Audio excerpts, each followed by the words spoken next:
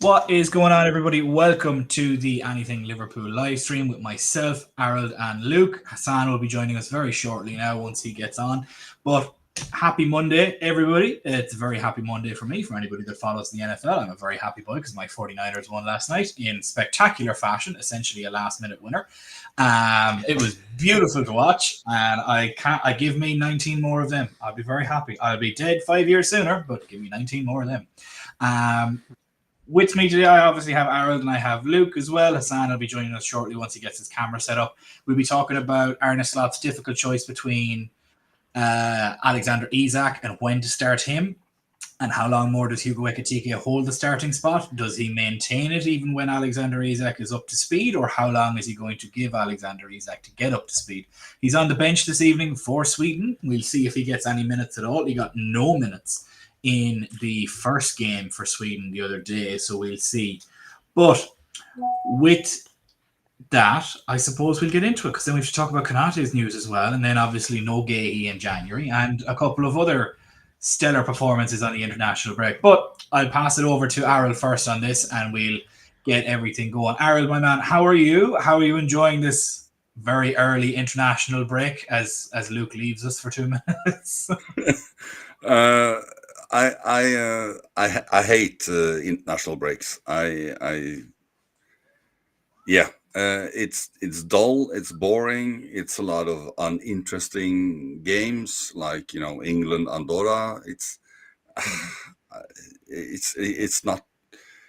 I love the championships. I love the World Cup. I love the European Championship. I like all those things, but the qualifying and the amount of nations that are participating now, the level difference and all that, and it's just too much. So I can't wait for the Premier League to be back. Yeah, that makes two of us. And it is back this weekend, with Liverpool set to face Burnley in their first away game, being back following 9 points from 9.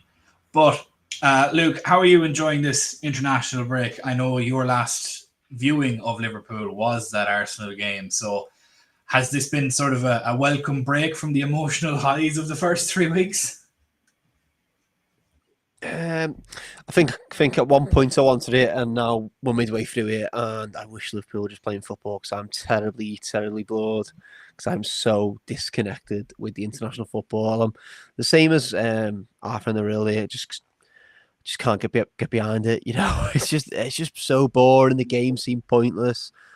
Yeah, when it comes around to the big tournaments, I'll be there watching it all. It's the excitement, isn't it, of the Euros and the World Cup, but this stuff, man, it doesn't half drag on, does it? It's got to be done, I suppose, because the qualifying needs to happen. But it just really have to be done 3 weeks into the season. That's what I want to know. Can the season not get underway a little bit more first and have a break when we need it? It just seems a little bit unnecessary. But yeah, pretty bored, if you ask me. Yeah, it to me, some of the games were good. I nearly fell asleep watching the England and Andorra game, where it quite literally took an own goal from Andorra for it to break the deadlock. It just really shows Tuchel ball, shall we say, as it is. But before we get into everything on the topics and whatnot, make sure to like and subscribe if you haven't done so already. Make sure your notifications are on for all future streams and videos so that you never miss out as well. We will be live again from 7 p.m. on Wednesday evening, again then on Friday from 7 p.m. previewing the weekend's fixtures, and we will have our post-game stream on Sunday at 4 p.m. after we play Burnley at 2 p.m. I'll be here with you on Wednesday and Friday, and Mihai will be there with you on Sunday. I sadly won't be there with you on Sunday because I will be on the beer. But yeah, Hassan, we have Hassan now. Welcome to join us as well. Hassan, how are you enjoying this international break? Are you welcoming the lull following a hectic 3 weeks of last-minute winners and screamers and everything else that was entailed in the first 3 weeks, and the Isak saga as well, and getting him over the line, and the Guehi news? Yeah, I think international break is just, I don't know, such a boring event, and it coming so early in the season is just devastating. So just 3 games and now just a break. We are getting into rhythm, and I think thank God we had a really good transfer window. So we have a lot to think about, a lot to be excited about in the future. Isak has not played for us. It's we'll see him today, but I don't think, because he didn't have a preseason. So I think this is the time. Hopefully, passes away sooner than later. Yeah, let's hope it comes back now sooner than later. And obviously, with the first game this weekend, I believe it's on Saturday. I don't think there's a Friday game this weekend, but great to have everything back. Now, what we're going to do is we're going to jump into the main topics of the stream. And I suppose the first one that we kind of need to look at, we'll get on to the Konate news and everything in a little bit. But the one thing that we kind of need to look at is, and I love how we're a little bit all nonchalant about this, we signed Alexander Isak. And everybody just kind of moved on with their life very quickly. I think the problem with it was that we signed Alexander Isak and then went straight into an international break and everybody just forgot about it. But the question that I have more so is, and I think my question will probably be answered this evening if and when he plays, when does Arne Slot start Alexander Isak?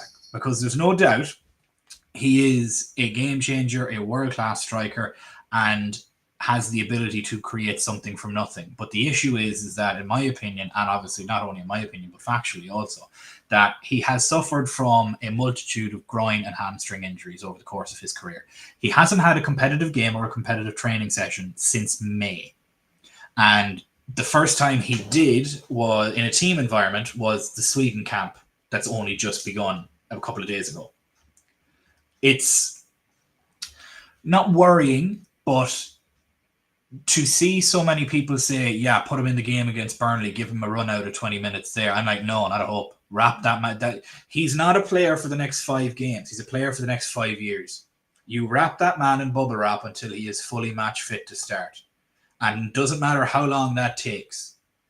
Until he's fully match fit to start, you wrap him in bubble wrap and you don't let him see the pitch. I wouldn't let him see minutes against Burnley. I wouldn't let him see minutes against Everton because they never play a game of football with us. They just come out to kick the shit out of us.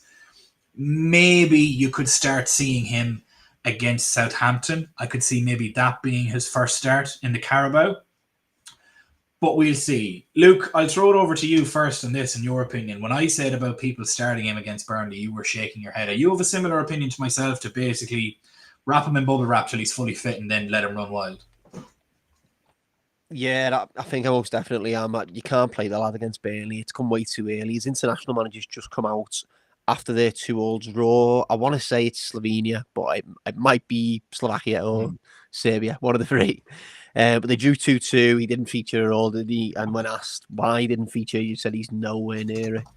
So you would suspect that playing him against Burnley, even is for 15, 20 minutes, is essentially a non-option at the moment. Maybe he's leaving a bit in the tank. Maybe you don't know. What could work in Liverpool's favour is if Sweden are essentially putting in the hard yards now. So them hard yards of pre-season where you're doing a lot of running, you're doing a lot of loading in training, and training's quite intense. If Sweden are sort of putting him through a little bit of that with the camp now, that's doing Liverpool a little bit of a favour. However, I suspect it's a lot more team and tactical work where he's not going to be doing them hard yards and he's going to have to come in and do them essentially under Arne Slot and essentially miss a little bit of football. I think the Burnley shout, it just depends on game state. You know, if Liverpool are 4-0 up and there's 10 minutes left, I'm sure Isak can play 10 minutes. If it's, 0-0, we're dying for the goal, I'm sure Isak can play 10 minutes. In Liverpool at 2-0 up, it's a little bit of a touchy game. There's a few challenges flying about. There's absolutely no way I put him on that football pitch, not a chance in hell. Because, like you said, it's an £120 million signing. He's a signing for the next 4 years and a signing who we want him to be at his peak of fitness in April and May. And therefore risking him now definitely isn't worth it. Yeah. If we didn't sign Ekatike, I'd say, yeah, maybe try to throw him in against Burnley, a game against Burnley where they're going to sit back and there's not going to be that much running. You could probably understand maybe him getting a couple of minutes there. We'll see. We obviously have Patrizzi here mentioning if he gets some minutes today and scores and we win the Burnley game early, he may be on then. Possibly maybe the case, but I would need to see us up 3-0 and absolutely dominant where they're just basically waiting for the full-time whistle. I wouldn't let them touch the pitch for the first 2 games that we have coming up. Actually, the first 3 games, because we play Burnley, Atletico Madrid, and then Everton. and it's one away game, two, and then 3 home games after that. But I don't foresee him featuring in the next 3 games whatsoever. We have LFC Escocia here mentioning Jurgen used to wait to let new signings start. Maybe one got games early, but the rest were given time. Isak needs time, Harold. He really needs time because he's had multiple groin and hamstring injuries. He hasn't had a competitive training session until this week, essentially. It will be absolutely brainless to give him any minutes over the next couple of games, in my opinion. Would you share a similar opinion to myself and Luke? Or do you think the sooner the better to get him up to match fitness? It's a very hard balancing act, isn't it? I don't think he's going to start against Southampton either. I think that will probably be the first match we see him play an amount of minutes, more than 2 or 3. I mean, he will get maybe half an hour, maybe the second half or first half or something like that. But I can't see Slot or anyone want to rush him into anything at all. I think, as I said, Southampton is the first time we will see him get any significant minutes, and he will be more available after the second international break. I think that's when his season starts.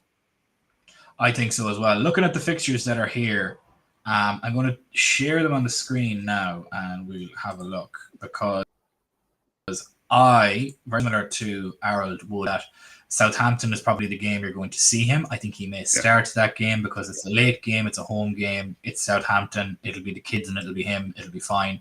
But then after that, we've Palace away, Galatasaray away, and Chelsea away. That's 3 hard games away. You'd probably want and then the them. international break. Yeah, and then there's another international break there straight after that, which in my own mind is absolutely fucking sacrilege. But Hassan, given the fact that you would probably give him minutes in Southampton, you'd really want him kind of up to speed for these 2 games here, the end of September. So you'd imagine probably a month before you see him possibly starting for Liverpool. Where in this list of fixtures between basically this Sunday coming and the first week of October, where would you see him facing up and possibly getting the most minutes? I think we will plan for him to start the Southampton game. Maybe not start. Maybe he can come off the bench and uplift the whole stadium. And I think this because of Ekitike, we are really comfortable and we can manage him. So and Ekitike has a brilliant start, and we are at a good place. So. We can manage him. I think at Southampton we can give him half an hour or so he can be ready for the upcoming in October. He can be in the team. He will be available for Crystal Palace and Galatasaray away. It's a tough stadium. They have made really good signings. They will be trying to. I think their chief executive or president or someone said something like this, that Liverpool is not of their past and all that. So I think it will be a tough match. So we have to manage him, and hopefully Ekitike can carry the burden till then. Yeah, I think he will, to be honest, because I think Ekitike is very much up to speed already and is very much in tune and is linking up very well with Florian Wirtz, who finally got his first goal of the 2025-26 season so far for Germany with an absolutely stellar free kick. But we'll get on to that in a moment. But looking at the other fixtures then, guess who the first game is back from that international break? Sunday Night Football, Man United at Anfield. What a way to introduce yourself as the first start for Liverpool to be in that game. I think it's, the script writers have leaked some bits to me, and I can guarantee you that'll probably be his first probably main start. But we will move on from there and we'll start talking a little bit about the choice that he'll have between Isak and Ekitike and how we may see them sort of either playing together or playing instead of each other. Harold, do you see a sharing of minutes, or do you see that number 9 position as Isak's once he's up to speed, and then Ekitike fills in at left wing and striker? Or is there a world where there are multiple games where we see both of them play as sort of a front two, so to speak, with possibly a Wirtz and a Salah as maybe slightly inside 10s, if that makes sense? I don't know much about Slot's manager career before he came to Liverpool, what he liked to do and set up his place. But I don't think we're going to see them here at as a twosome on the top. I think Isak is intended to be the number 9 striker. End of discussion. And Ekitike will be more on the left side, replacing Gakpo. I don't know if Ekitike can play where Salah plays, but that is also a possibility when he goes to AFCON. So I think the top spot is Isak's, but of course it is going to be hard to replace Ekitike if he continues like the way he's done. I mean, one thing that he's shown is he doesn't rotate or change things just to do it. So if he continues and does well until Isak is fully fit, I think it's going to be a hard choice for him to make. Yeah.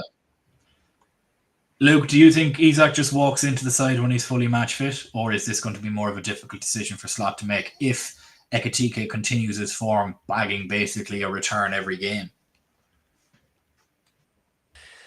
Yeah, it's going to be extremely difficult, isn't it? And Ekitike's up for the scrap, isn't he? Because speaking after one of his international games this week, he sort of said, alluded that he will cause a few problems in terms of he's basically gesturing that he's going to be on really good form as well. He's going to cause Slot a few selection issues just because they're both going to be boss. So, a little bit of a selection headache for Arne Slot, hopefully, because Liverpool are just dead good at football.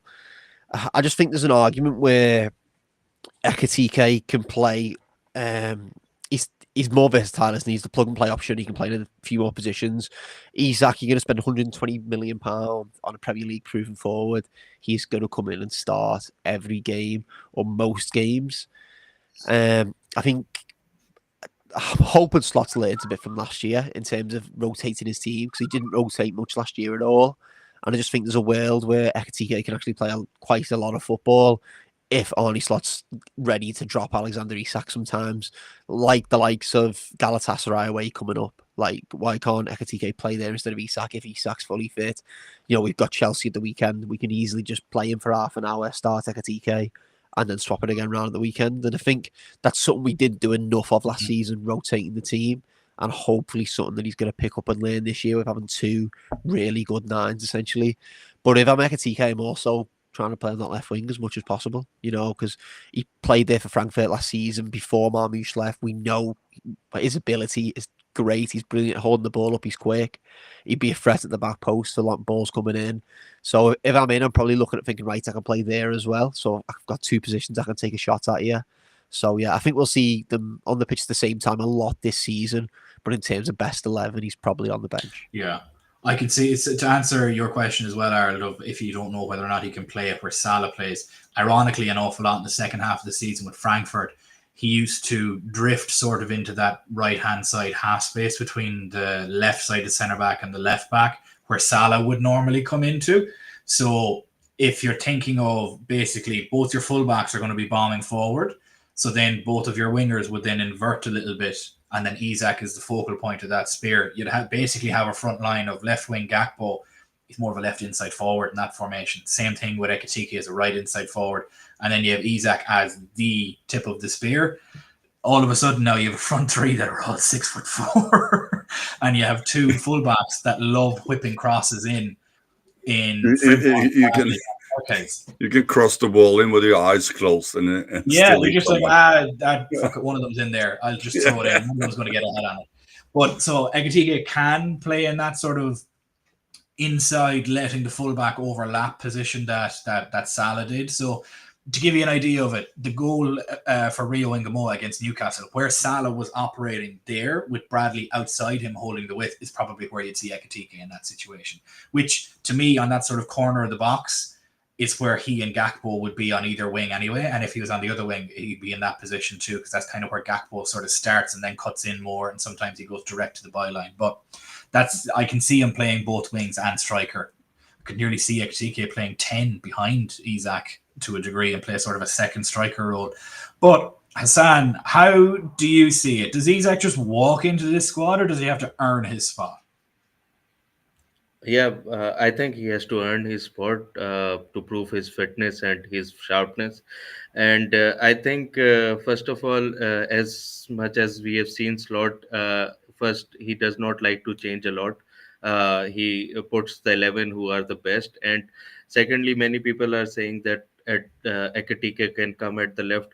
But at left, there is already Gakpo, who Slot really prefers, and he has been really good since the start of the season. He had a brilliant last season as well. So left wing is also not a given. It's not a space that can be taken by any player. So I think for Ekitike, I think he has to. He's in competition with Isak. I think with Slot, he won't change the system, but maybe the players will change, and they will have to be adapt to those positions, because when he came in, he put in Gapco at the left wing. He never tried him at the center forward or anything like that. uh, with Chiesa, we have seen that he has been really used because of the players who were already at the left wing were established, like Diaz and Gapco. So I think with him, there will be. It's a long season. We are going for all the things. So I think, like now we have.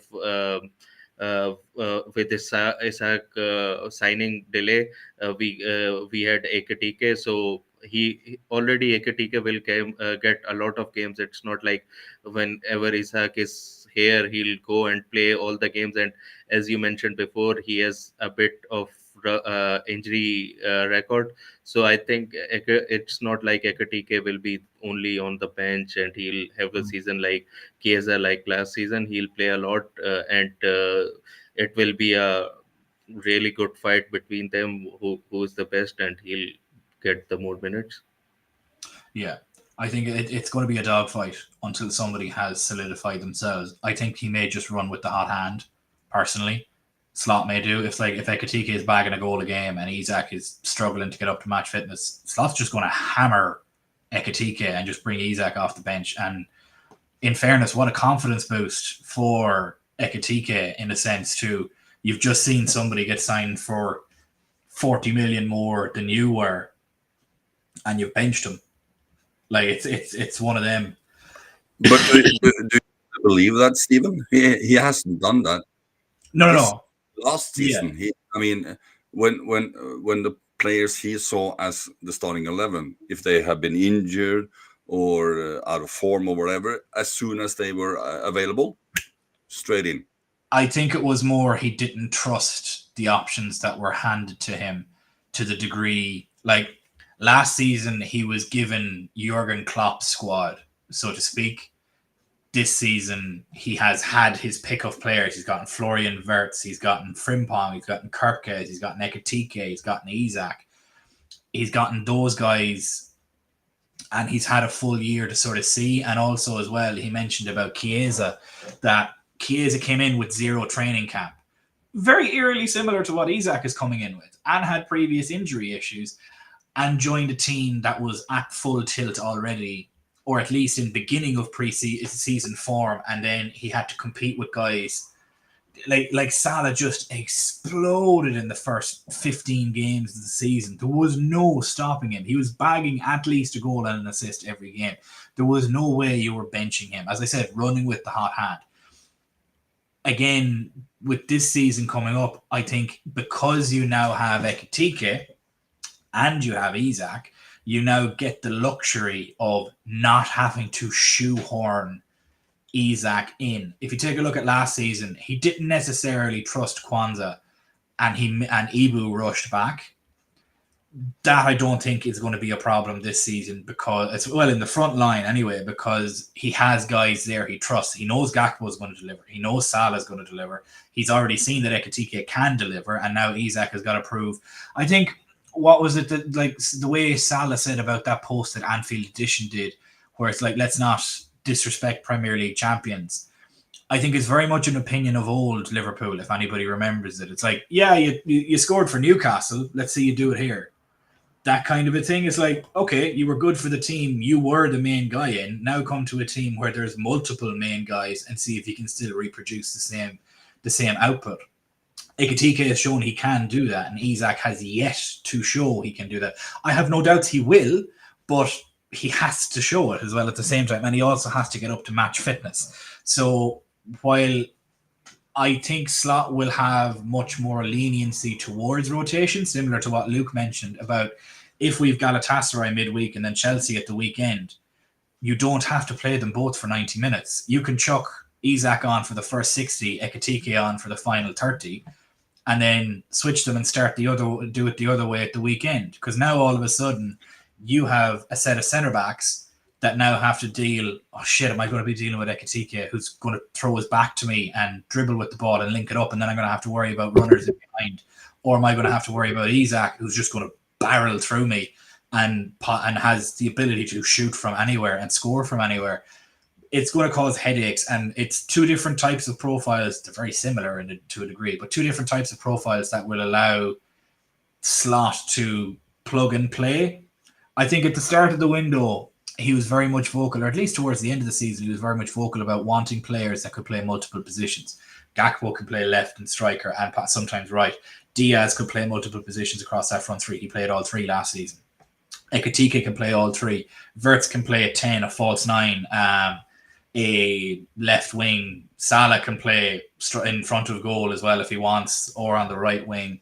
You have Frimpong can play anywhere along that right-hand side. Bradley, anywhere along that right-hand side. Szoboszlai, right back, centre mid, 10, left wing, right wing. Alexi McAllister, 10, CDM. Gravenberch, an 8, a CDM, that kind of a way. It's very much not, it's fluid. If you take, I think Slot looked at PSG last season and their front line of 3 guys that could play each of the 3 positions across the front 3, and was like, I want that. And yeah, but now you're talking about the same players in different roles.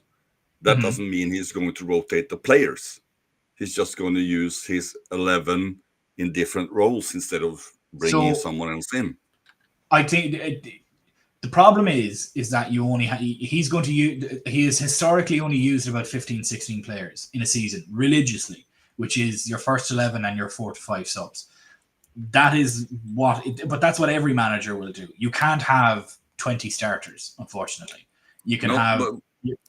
I'm not talking about 20 starters, because we had this discussion before, Stephen. But I'm talking about in games have a little more rotation, so the top 11 are more fit or less injury prone.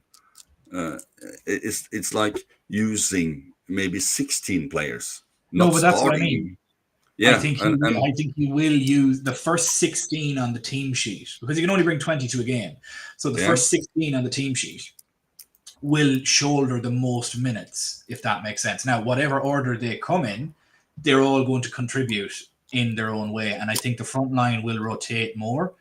Midfield will probably rotate more as well. You won't have Gravenberch playing 90 minutes, even though he can. Szoboszlai just seems to have an engine on him that he can run forever, so you can rely on him to put minutes on him if you want. I think his minutes will reduce, but I think he'll start an awful lot less games. But he didn't necessarily use the first 16 last season as much as he could or should have. Like, you had Endo that could have played more. You had Kwanzaa that could have played more. You essentially made the likes of... We rode last season on the backs of Virgil van Dijk and Mo Salah. Let's be perfectly honest with that. He bet both of them to death last season. Whereas with this season, I feel you may see more rotation. But the harder part of that is you try telling Mo Salah to come off the pitch when it's 1-1 and we need a goal. That's not happening. Well, that's all I want. I want more rotation because Yeah. we all know when it comes down to the line in April, March, and May, we need everybody available. Yes. I think as well, allowing Salah to, I think more rotation of Salah will allow him to be fresher after AFCON, which should help, hopefully. But we're going to move on now to the rest of the topics because we obviously, speaking of the likes of Gakpo and Wirtz, we need to talk about their international features over the last couple of games. And we also need to talk about Conor Bradley as well, who had an unbelievable showing against a very strong Germany team against Northern Ireland. They should have absolutely smacked Northern Ireland by an awful lot more, but they made a meal of it until Florian Wirtz came out the bag to save them with a 3-1 victory. And then we obviously need to talk about no Mark Guehi, and we'll talk about Ibrahima Konate as well. But before we do that, make sure to like and subscribe if you haven't done so already. Make sure you have your notifications on for all future streams and videos so that you never miss out. If you are currently watching on Twitter, make sure to jump down into the comments below. You will see a link straight to the video and straight to our YouTube page. Leave a like, subscribe, leave a comment. We'll try and get to as many of them as we possibly can. There's been a good few people that have commented here, and we obviously have Craig, who's a regular on the stream as well, saying, I don't think we will see him for 2 months. Any sooner will be a risk. That's in relation to Isak. Don't disagree with you there, Craig. But with the current players that we have on international duty, Florian Wirtz bagged a cracker of a free kick. Cody Gakpo got on the score sheet with an assist, and Conor Bradley just had a monster of a game. One thing I do want to touch on, Hassan, is seeing Conor Bradley basically start and play 2 full 90s for Northern Ireland sees him fully fit for the weekend against Burnley. There's been no reports of Jeremy Frimpong being fit as of yet. No reports of him training or no reports of him possibly being trained. Obviously, he's not training with the first team because they're all fucked off on international duty. Who do you see starting at right back against Burnley? Do you think he sticks with Szoboszlai? Do you think he moves more back to Conor Bradley, a natural right back? What do you think is going to happen on Sunday, Hassan?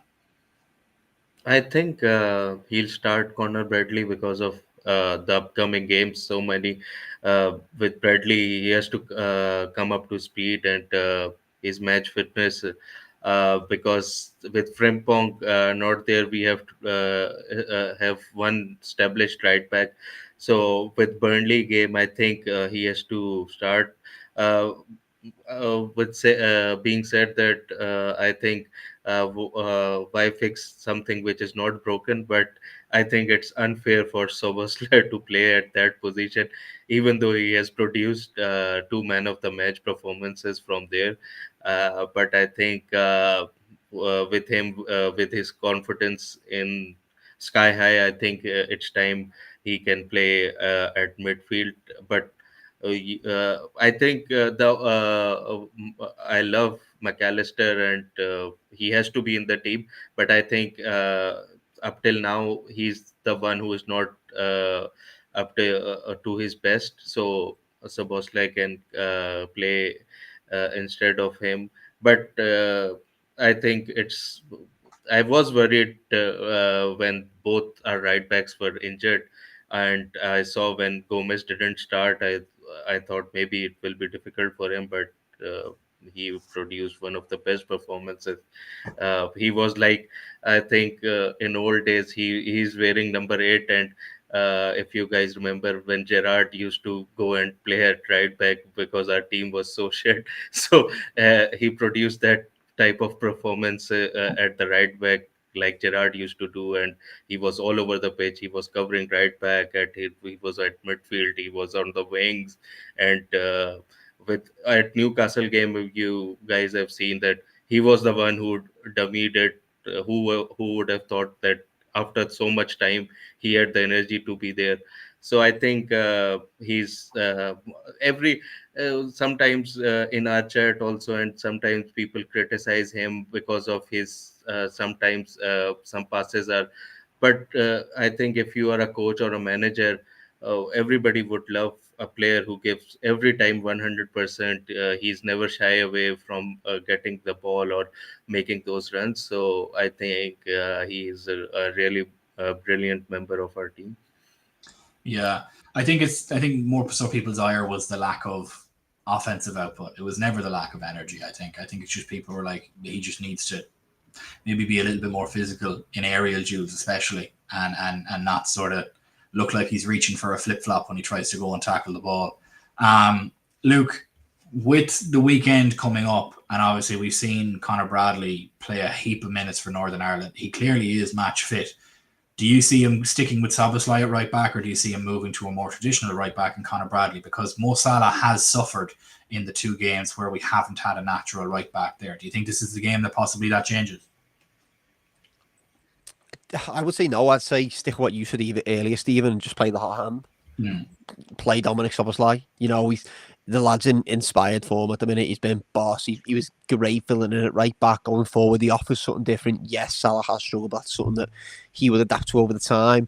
But I think the overall issue is if you do go with the hot hand and play Dom Szoboszlai at right back, at one point something's got to give. And Szoboszlai is going to have to go back in that midfield, whether that's an injury, whether that's, you know, he loses form himself. At one point, you are going to have to start playing the natural right back there. However, I think with the form he's in, just play him. You know, we've got 7 games coming up in a very, very short period of time. I think it's 20 days or something like that. Might even be shorter. There's going to be an opportunity there for Bradley or Frimpong both to play. And it could even be in the week on the Wednesday. I know Atletico Madrid have started really poorly. You know, you might be looking there going, all right, we'll play Conor Bradley there. I think he'd be up against the left-sided winger for Atletico. I was just looking before. Thiago Almada, who's quite quick, quite tricky, but will be a good test for Bradley to sort of come back into. And there you might rely a bit more on a bit of a defensive dog. It'd probably be quite a gritty game, where at Burnley, we're probably going to have quite a lot of the ball. And Szoboszlai is going to be great on the ball in terms of creating chances, carrying the ball forward. So I would say stick with him and play the hot hand. But I understand the other points, like something's got to give, and we are going to have to put a right back in there at some point. If Gravenberch is injured, you know, Mack is injured, we're going to want to put Szoboszlai back into that midfield. Yeah. Harold, how do you view it? Start the right back or start the hot hand? I would like to see Frimpong play, if he's available. If he's had a good week with training and progression and all that, I would like to see him play, because both Szoboszlai and Bradley they've been playing all the internationals. With the schedule we have coming up, they need a rest, and I think that will be a good time for Bradley to have a little rest, so we don't so he doesn't get tired after an injury. He needs to pace his comeback a little more.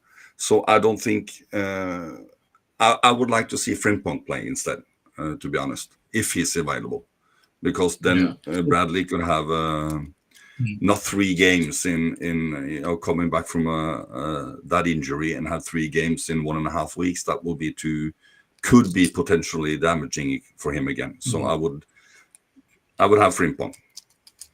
If he's not available though, and you had to pick between Szoboszlai and Bradley, are you picking the natural right back that may help Salah against a weaker team that would fix sort of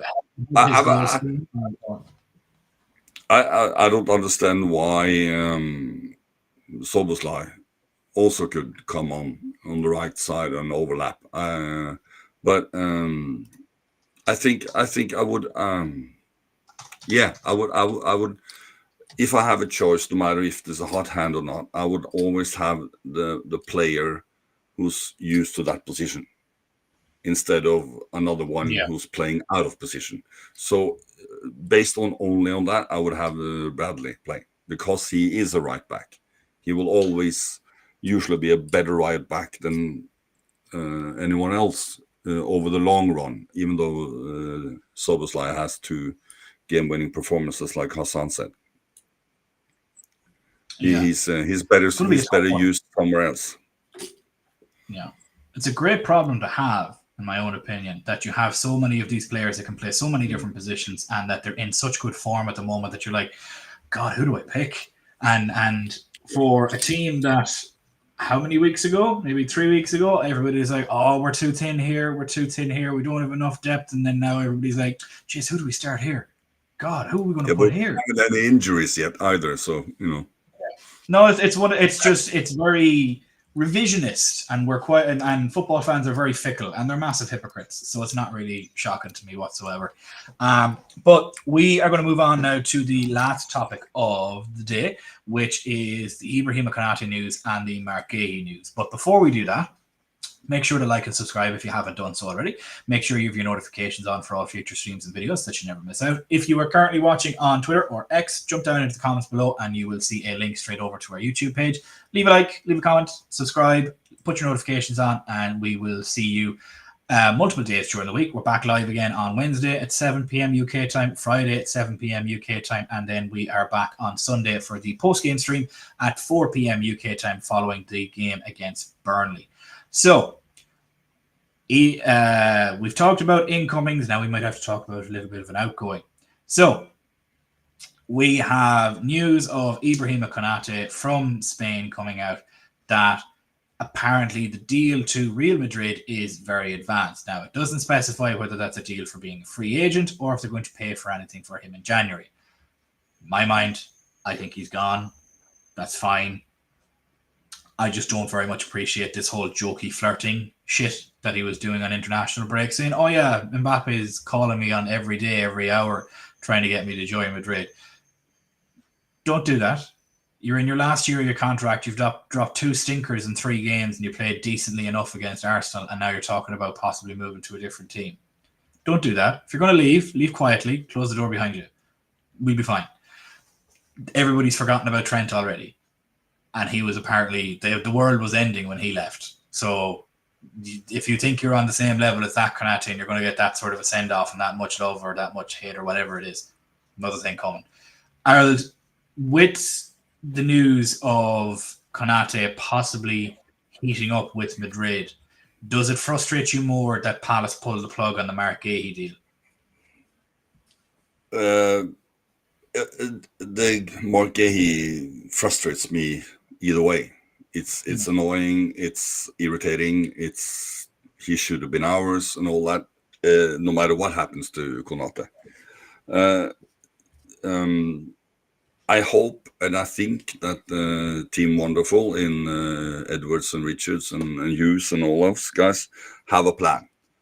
Mm-hmm. They have seen all eventualities. They have seen Konate staying. They have seen Konate leaving. They have seen Guehi coming for free next year. They have seen another option or whatever. They have a plan A, B, and C. So I'm not worried about that, to be honest.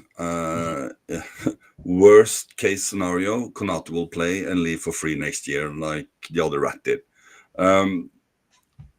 But what's irritating is that if he goes now, he will be the second player in 2 years that have gone for free transfer to that shit club down in Madrid, and that's annoying. Because if it happens once, it's okay, it can happen. But now it's twice. It's the same. Oh, he's coming to us, like you said earlier, that they're starting all this media play to divide and conquer and all that stupid thing. So that's what bugs me the most. If he leaves or not, I really don't care. I think the club will find a solution that will strengthen us and all that, but we can't keep losing players for free, especially to Real Madrid. I think it's an issue to a degree of. I think it's a play. See, the problem is that you have the question of player loyalty, and then you have the question of club loyalty, and it goes both ways. And the problem is that we've seen multiple situations of it in the last couple of days of the summer transfer window. Chelsea pulled plugs on multiple deals. They tried to pull the plug on the Jackson deal while he was there doing his medical and told him, get back on the plane, Liam Delap's injured. And then when Jackson fucked off and was like, I'm not coming home, I'm not going back on the plane. When Jackson fucked off, then you had Mark Guehi or Guehi, or however you pronounce his name, was with Sunderland. He got pulled back rather than getting a starting position possibly in that Sunderland team, or at least more minutes in that Sunderland team. Now he's got to go and sit in the bench essentially for the entire year at Chelsea. And then you take a look at what Parrish did while he was in his yoga class with all the other mothers that were there, shall we say, in his prenatal yoga class or postnatal yoga class, stretching himself out, and then all of a sudden gets a phone call that the Mark Guehi deal is done, and he doesn't speak to him until 6 o'clock that evening. But Stephen, my problem is not club or player loyalty, because that is a two-edged sword. I mean, clubs ditch players they don't want, and players ditch the clubs when they want, like Isak. So I don't have a problem with that, but I have a problem with two players leaving for free to the same club. That is going to start an issue. It's not like we're not the farm club or a farming club for or the second team for Real Madrid. And it's bad business. It is bad business, at the same, sorry, I was going to come to you next, Luke, about this, because Paul Joyce mentioned earlier today, we're not going to beg anybody to stay. If Konate wants to go and run his deal down, cool, no problem. You'll be forgotten in a week. Are you of that opinion, or are you of the same opinion as Harold, where this is a problem that needs to be stamped out with Real Madrid, and maybe examples of players might have to be made where you're not going to leave on a free, you're either going to sign or you're going to go this summer, that kind of a way? Where do you see it? Yeah, I don't think it's an issue with Real Madrid. They do this to everybody. They are the big European bully giants of European football, you know, and they've done this to countless players and countless amount of teams, you know, done it to Mbappe and PSG, David Alaba, Tony Rudiger, recently Trent Alexander-Arnold. This is just what they do. It's their transfer policy, and it works for them. And it works because they unsettle agents, they unsettle the players, and agents get lumps of money. And that's how they want a business, how they want to do business. So be it, but not everyone's going to follow suit. But I think that says a lot about the players they bring in. You know, if they're willing to essentially fuck over the club they're at by not pulling in a fee and not holding out, that says a lot more about them than it does about us.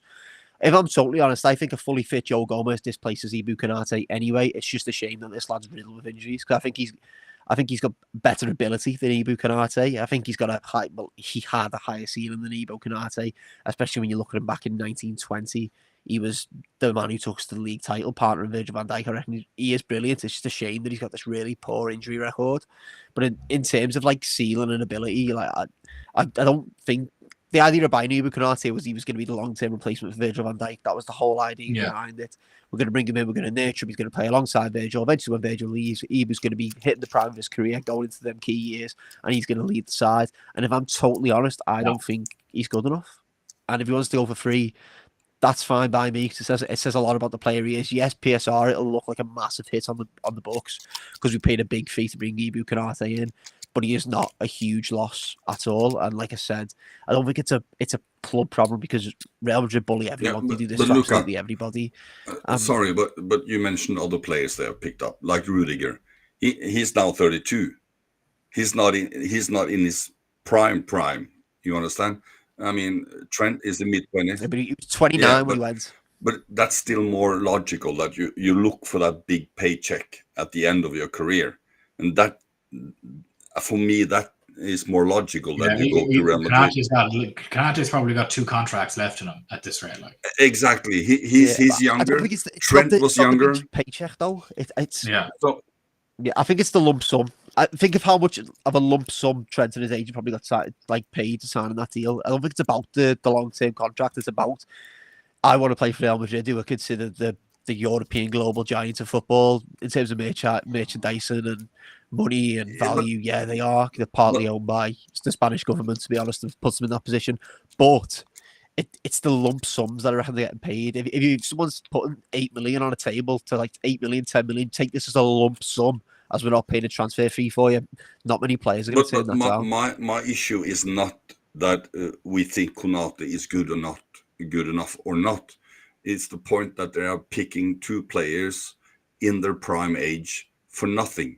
I mean, if Real Madrid and Virgil had, if Konate had been 29, 30, 31, I wouldn't. You know, he's done his time. He's done a due duty, and he's allowed to have the last contract in a big club or a big country or paycheck or whatever. but this is two guys in their prime for nothing to the same club in 2 years. It's not like two times in 10 years. Who is the blame on, though, in this situation? If Liverpool continue to offer contracts to both Trent and Ibrahima Konate, and they continue to reject them with the idea that they're going to run their deal down and take that big paycheck, regardless of what age they are, does that not speak more to the volume of the player that they are? Like, the club can't force them to stay, unfortunately. No, I'm not blaming anyone in that sense, but it is a situation that now have possibly occurred 2 times in 2 years, and that so what's the solution to it, though, is the next question then? I think we should identify those sort of players who are looking to run down their contracts and maybe sell them off before they go to Real Madrid on free. But and see, I the problem think is with that, Hassan, is what if they don't want to go?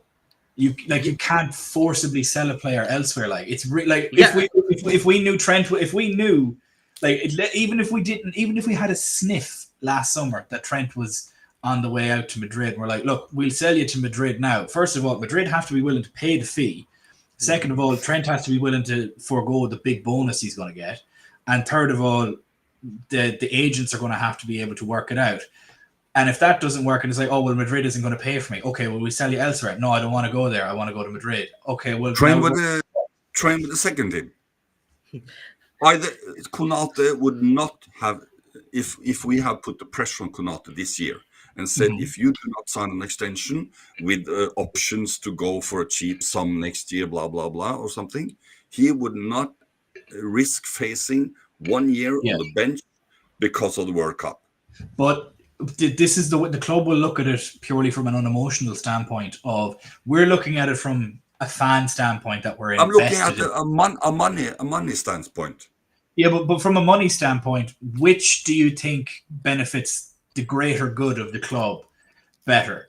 Does it better the club to have him train with the under 23s? I agree with you. I would do this as well to set an example of him.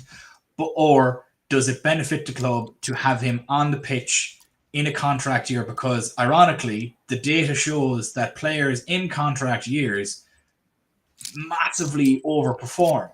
Now, he hasn't so far. No. But that is the general consensus, that players in those contract years massively overperform. So you would hope or assume, given the law of large numbers and averages, that the same would happen with Konate, that he's going to play good. And realistically, if we end up winning the Premier League again, or the Premier League and the Champions League, or the Champions League, and he walks for free, are you really all that arsed? No, but Trent didn't overperform last year, did he? No, but there's a difference. But Virgil and Salah did, is more my point. Yeah, but they weren't online. Yeah, they too did. But they weren't going anywhere. They could have, is my point. So yeah, but they didn't want to go anywhere. Yeah, but they could have. But they could have. No. There is a difference. Players who want to stay would like to show their worth. Trent didn't want to stay, so he didn't give a shit and performed like a dog. No, I completely agree with you. Yeah, but that's the difference of the mentality of the player. The player wants to stay and does make an effort to prove that he's good enough to stay. I agree. If Konate decides tomorrow that, well, fuck off, I'm going to Real Madrid next summer, but then his head is gone as well. But that's more so the point I'm making is, if the club view his performances as not detrimental to the better good of the team, or the greater good of the team, then he will continue to play and continue to be picked. And even if he wants to leave on a free, that's fine. If his performances are at a detriment to the team, he will be dropped. The team comes before all. No. You don't think he'll be dropped? No, Trent didn't get dropped. He played almost every game. Because he had nobody, because Conor Bradley was... Trent scored a key goal at Leicester away, to be fair. But we had Szoboszlai last year. Why didn't we play Szoboszlai then as a right back? Because we didn't have the same... Who plays midfield? Curtis Jones? Ooh, yeah, but we had Endo sitting on the bench. Who could play midfield? But my point is... my point is, if you play shit, and of course, if everyone's injured and you don't have a choice, well, that's one thing. But the point is, if I don't think they will cut him. Like, I mean, Trent would have been cut because his performances last year, even when people knew he was going. No, I agree with you, but again, it comes back to Anyway. It comes back to honestly, but we could sit here and go round in circles with this absolutely all night. It's just fan opinion versus what's actually good for the club, and the best of the club is just to play him because he is just a good footy player. But the issue we're going to see now, and this is massively played out in this window, not just Liverpool but between everybody, is that players actually have a lot more power than everyone thought he did. So players and agents actually have a massive, massive hand in everything that goes on, much more than they thought they did before this window. And the only way for the clubs to start to get that power back is by tying them up in contracts. You know, I think we are in a years now where we're going to have to see people being tied down to 7-8 year deals. It'll be 7-8 year deals with the option to leave after 5 if you're poorly performing. And that's the only way to fix it, you know, because otherwise, like, it's going to happen with everybody, and it's the way PSR as well. You know, luckily with the Premier League, there's that much money and that much TV money and sponsorship that we don't really have to worry about European PSR too much. But then if you look over in Spain and stuff where they got limited money, I think you have a good point there. But I also think one way of addressing it is to make players examples of players. Mm-hmm. And if you, like you said, Stephen, if you don't want to sign a new contract, well, there's the U-turn when 23s. And the other thing is, I think that sets like one more point. What this transfer window taught us and will be resonating through all players in all clubs is, if you're a good guy like Guehi, you can get screwed over. He was the only one who played by the books. He was the only one who did a good performance. He didn't want to, screw anyone over. And all the guys who played nasty, like Isak or Garnacho and all the other guys who fought dirty, they got their move. And all other players are saying, well, that works, and that doesn't work. It sets a dangerous precedent, like it says. Sorry, yeah, that's what I think we're going to touch on the same point here, Stephen. It sets a dangerous precedent that to agents. Agents looking at Liverpool being like, oh, well, listen, if Liverpool don't get their own way, they're going to freeze you out. You know, you're not going to play. And that's where agents start, with players start looking at clubs going, well, look at the way they treated Ibrahima Konate in the last year of his deal. Like, what if you eventually want to move on? Do you want to be treated like that? And then it sort of sets a bad precedent amongst agents. I think, but we are not like Newcastle. With agents, we have to set a precedence also that we don't like to have players like those who think of us as a stepping stone. I think we should be a destination for those players, and I think, as Arlet said, that Guehi showed everybody that he's the kind of player who will be loyal to the club, and look what club has done to him. So I think we should be ruthless as well. I think with Guehi not coming in, it's a brilliant opportunity for Leone and Gomez as well. So I think Leone will get his chances, and if he proves that he can take those space, I agree with Arlet that we should start Leone more often and Gomez, and with World Cup coming up, whenever he's in, maybe he'll come to the terms with us, and he can sign on. If not, he can stay on the bench and give his position to Saliba at the World Cup. Yeah. It'll be interesting to see how it all plays out. Personally, I think it's just going to be which option is better for the team that gives us the best option to win. If that's playing Konate even when slightly out of form, I think the Slot is going to do that. I think they're going to pick what's best for the team. And to your point, Harold, even when Trent was playing shit last year, there was still always a chance, similarly to Salah, that he's that kind of a player that all of a sudden it just takes one moment. And there was multiple times where Salah done that last season. Trent done it a couple of times as well, with assists and with goals. It's kind of is going to come down to. There is a difference, because Salah can be missing from the game from 89 minutes and have that pass or that moment or that ability.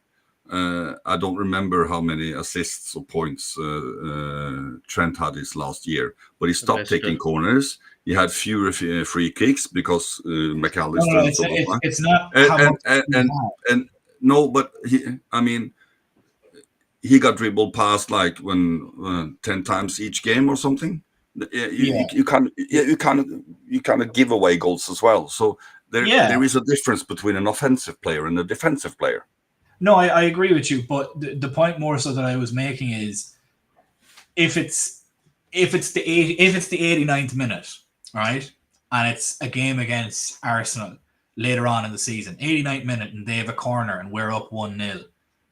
Who do you want as the two centre backs in there? Is it Konate and Virgil van Dijk, who have a combined 70% aerial win percentage, or is it somebody that you don't?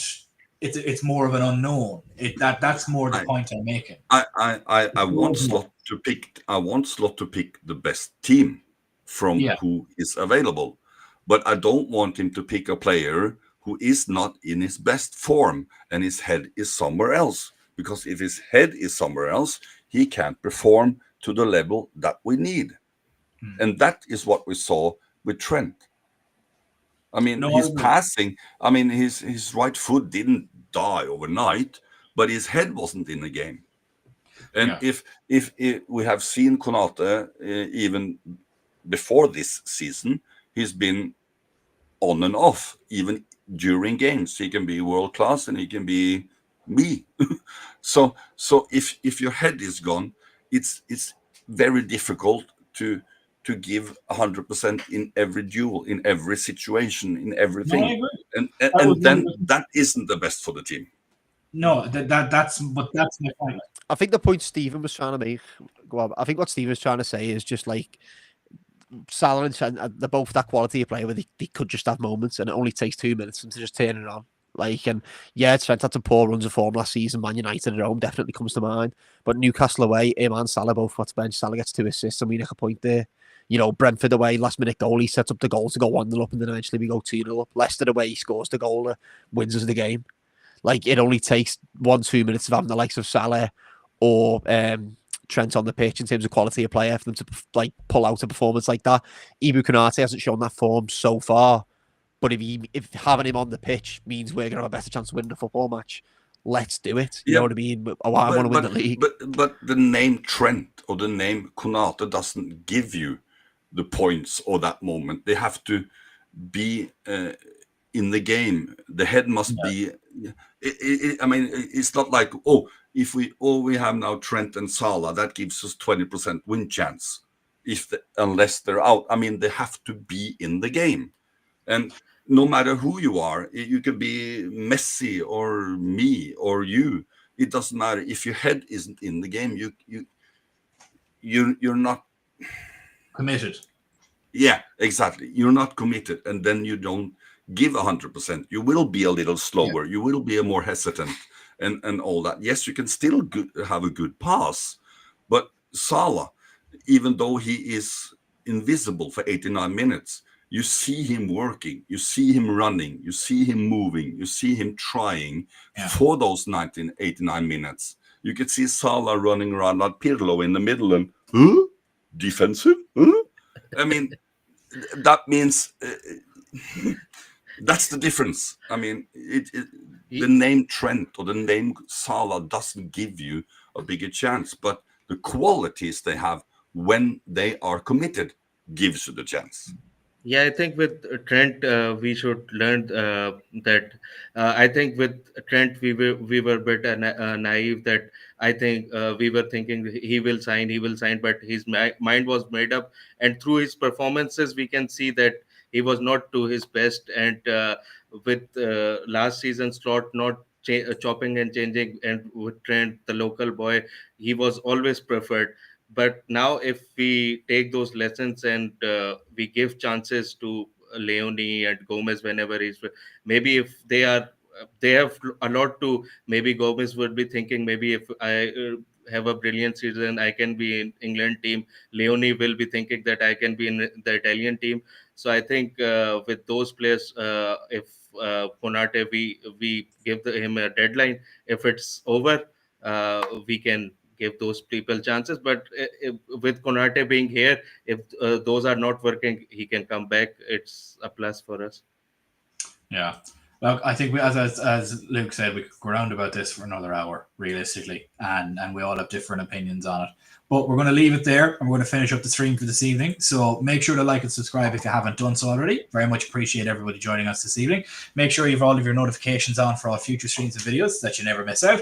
We will be back again on Wednesday evening at 7 p.m. So make sure you're around for that. We're very much happy to have you. From myself, Errol, from Luke and Hassan, thank you so much for joining us on this Monday evening. Make sure if you're watching on X, jump down into the comments below. You'll see a link straight over to our YouTube page. We are all going to go now and watch Victor Gyökeres absolutely stink the gaff up for Sweden, because that's what he's doing currently at the moment. Absolutely waster of a player. But nonetheless, we'll see you all soon. Talk to you on Wednesday, guys. Thanks so much for joining us. Bye-bye.